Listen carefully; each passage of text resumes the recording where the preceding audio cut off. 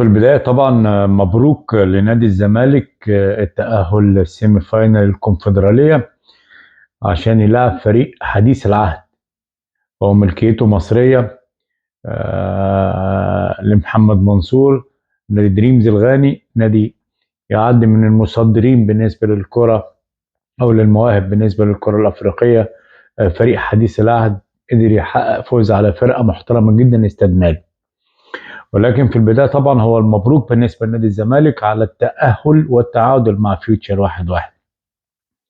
في الأول عاوز أتكلم على تامر مصطفى كمدير فني، خرج بشرف أمام نادي الزمالك، فرق من الفرق الكبيرة جدا على مستوى القارة الأفريقية وأحد المرشحين الكبار جدا للوصول إلى الفاينل وكمان الفوز بالكونفدرالية نظرا للأسماء اللي موجودة بالنسبة الرباعي بتاع الكونفدرالية.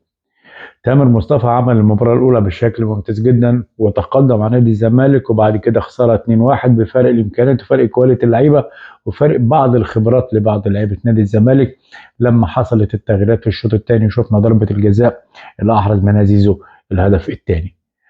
المباراة الثانية برضو تقدم تامر مصطفى ولعب بنفس التشكيل مع تغيير حارس المرمى محمود حمدي بدل جنش، ولعب بباسم علي، خالد رضا، الفيل، وجوناثان على الجبهه اليسرى، وصادق تحت قدام قلبين لعيبه الارتكاز ياسر وكمان غنام، ولعب بزعزع ومحمد فاروق وراس الحربه احمد عاطف. قدم مباراه ممتازه جدا على المستوى الدفاعي، انه لا يقبل خطوره نادي الزمالك وانه يفرض اسلوب معين على نادي الزمالك، ونجح تامر مصطفى ان يجيب هدف من ضربه ثابته. ولكن طبعا الزمالك عنده دكة بدلاء إلى حد ما جيد، عنده بعض الإمكانيات اللي ممكن ترجح كفته عن بقية الفرق الأخرى. هبدأ بالزمالك طبعا بالطريقة اللي لعب بيها 4-2-3-1.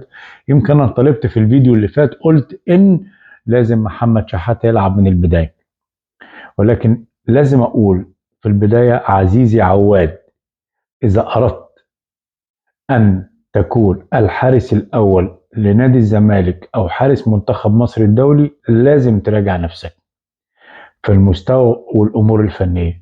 أنت كنت في نادي الإسماعيلي رائع، في نادي الوحدة السعودي من أفضل ما يمكن، عملت موسم ممتاز. انتقلت نادي الزمالك عملية مرة صبحي ومرة أبو جبل يلعب وأنت ما تلعبش قبل ما أبو جبل يمشي، أثر كتير جدا عليك على المستوى الشخصي. لازم تراجع نفسك يا عواد، لان الزمالك محتاجك عشان يكسب الكونفدراليه عشان جمهور نادي الزمالك. دي الجزئيه الاولى بالنسبه لعواد. الدفاع صعب جدا يكون المساحات الكتيره جدا اللي موجوده ما بين قلبين الدفاع، اذا كان المكلوتي وحسام عبد المجيد مع طرفين الملعب اللي هم افضل ما هم موجودين في التوقيت الحالي، اذا كان فتوح وعمر جابر. ولكن المشكله الاكبر تكمن في قلبين الدفاع، وخاصه للمره الثانيه حسام عبد المجيد.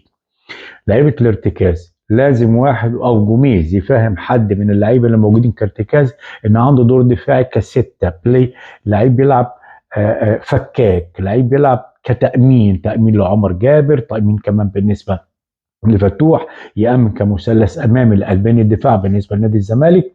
وخاصة بتكلم على دونجا لأن ده دوره، ده إمكانياته، هو لازم يكون اللعيب اللي بيلعب على دايرة نص الملعب. إذا تحولت ل 4-1-4-1 بنشوف حمدي وكمان محمد شحاتة اللعيب الواعد بالنسبة لنادي الزمالك مع طرف الملعب. النقطة الثالثة هي فكرة صناعة اللعب والحلول. محمد حمدي لعيب جيد، ولكن حتى الآن ما دخلش منظومة نادي الزمالك، ما دخلش الضغوط بتاعة نادي الزمالك. لعيب عنده كواليتي كورة ولكن محتاج سرعة شوية، محتاج سرعة تتناسب مع اللعيبة اللي موجودين على الأطراف إذا كان شلبي وزيزو، لأن الاتنين سرعة. علشان كده حمدي لازم يكون هو أكتر واحد يقدر يوصلهم في جزء من الثانية لقدام، ودي مشكلة نادي الزمالك، هي حتة صناعة اللعب. كان بيعملها في بعض الأوقات لما بيكون موجود عبد الله السعيد، لان عبد الله بيتحرك بالكرة قبل او تفكيره السابق اللعيب، وده اللي المفروض مع الوقت يكون احمد حمدي كلاعب صانع العاب يقدر يشتغل كويس جدا، يحرك زيزو ويحرك شلبي، ما يخليش اللعيبه ترجع لتحت ويفقد الزمالك حوالي عن 30 40 متر قدام، ياثر كتير جدا على الشكل الهجومي لنادي الزمالك، حتى التاثير كمان على سيف الجزيري كلاعب سريع. وبالتالي لما نتكلم على ثلاث لعيبه وسرعه، محتاجين صانع لعب عنده الفيجن عالي، محتاجين صانع لعب بيفكر قبل ما تيجي الكوره عشان يقدر يشتغل مع الاثنين الاماميين والثالث بتاعهم. ده نقطة من النقاط السلبية اللي المفروض يتطور فيها أحمد حمدي مع الوقت، وهو لعيب أنا قلت جيد. الأربعة 2 3 1 ممتازة بالنسبة لنادي الزمالك، ولكن محتاجة زي ما قلت تكليف أدوار، منها الكومباكت اللي بيتعمل ما بين شلبي وفتوح. في بعض المباريات بتبقى في مساحة كبيرة جدا. الكومباكت اللي موجود ما بين عمر جابر وما بين زيزو، لازم يكون في تعليمات لما الزمالك يفقد الكرة يكون الاثنين قريبين جدا عشان المساحات تقل لنادي الزمالك، وده شفناه في مباريات فوتشر الاولى فيوتشر الثانيه مساحات كتيره جدا ورا نص الملعب، والسبب هو المساحه اللي موجوده في الطرف ومن الطرف. اذا اردنا كمان ان احنا نتكلم على الادوار بالنسبه لاحمد حمدي، لازم يكون عنده دور. مين هو اهم لعيب بالنسبه لنادي فيوتشر النهارده؟ ممكن يكون ياسر علي، او ممكن يكون علي زعزع. احمد حمدي لازم يكون عنده دور، ده دور جوميز، انه يخلي احمد حمدي يكون مراقب لبعض اللعيبه اللي بتعمل صناعه اللعب او بتعمل الفرق في الثلث الاخير عند نادي الزمالك. فدي ادوار لازم تكون مزدوجه، صناعه لعب وتامين دفاعي، مع طبعا لعيبه الارتكاز. محمد شحاته ممكن يزيد في الشكل الهجومي، ولكن ده ما يقللش انه يساعد دونجا يشتغل معاه. انا بتكلم للمباريات اللي جايه. بالنسبه لمباراه دريمز عنده مباراتين الزمالك وبعد كده يوصل فاينل.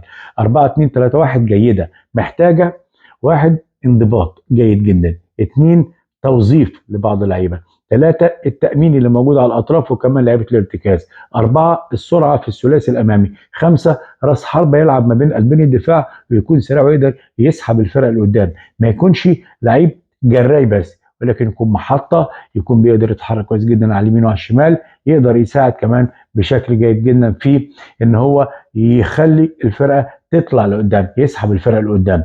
الزمالك وصل وتأهل، عنده مباراتين سيمي فاينال، المفروض ان باذن الله يكون متاهل الى الفاينل. مبروك لنادي الزمالك ال 4 2 3 1. مع الوقت اعتقد ان اللعيبه هتهضمها، ولكن المفروض من جوميز هو عمليه توظيف اللعيبه، وده مهم جدا. للمره الثانيه بقول عزيزي عواد، الزمالك محتاج تألقك في المباراه اللي جايه. بالتوفيق وكل سنه وانتم طيبين.